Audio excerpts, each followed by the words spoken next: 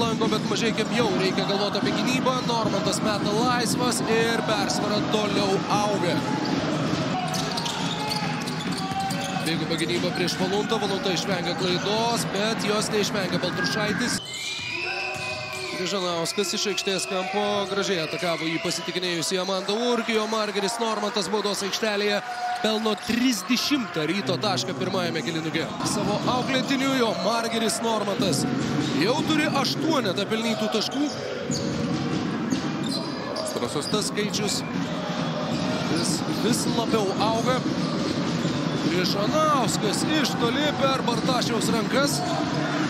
Tas kovingumas šiuo atveju tikrai neatsiperga. Lešiauskas išmušė kamuolį, Lešiauskas išprovokavo ginčą ir komanda galiausiai vis vieną gavo tritaškingo Gyčio Masiulio. Valunta.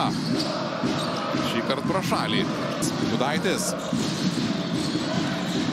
Dar vieną tritaškį išsimeta Gantas Kryžanauskas ir šį vakarą 2 iš 2. Surinko Mažeikiai, tad praktiškai idealiai tas progas išnaudoja šeimininkai. Tiesa, dabar jau 5. Ketvirtas buvo po netaiklios baudos, 5 po Jokmino, o čia Margeris Normantas pasiklysti savo veiksmuose ir užfiksuotas žaidimas koja. Ryto komandos ataka. Gudaitis. Dar vienas aukštas perdavimas ir šį kartą kamuolys pasiekė. Keičiasi perdavimai su Sergiūnu Paliukėnas.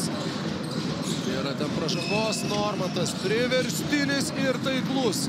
Margerio Normanto tritaškis. 15 kapitono taškas. Netrukus į pusės. Trečiasis kėlinys.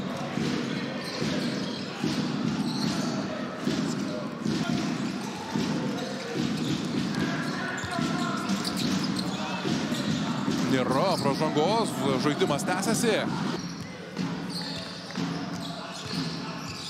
Valunta rezultatyviausias šiandien savo komandoje. Viskas baigėsi klaida, greitas Ryto puolimas. Jau 20 rezultatyvių perdavimų. Tokie skaičiai prie Ryto pavadinimo. Dar viena Mažeikių klaida. Ir dar vienas Ryto dvitaškis greitoje atakoje.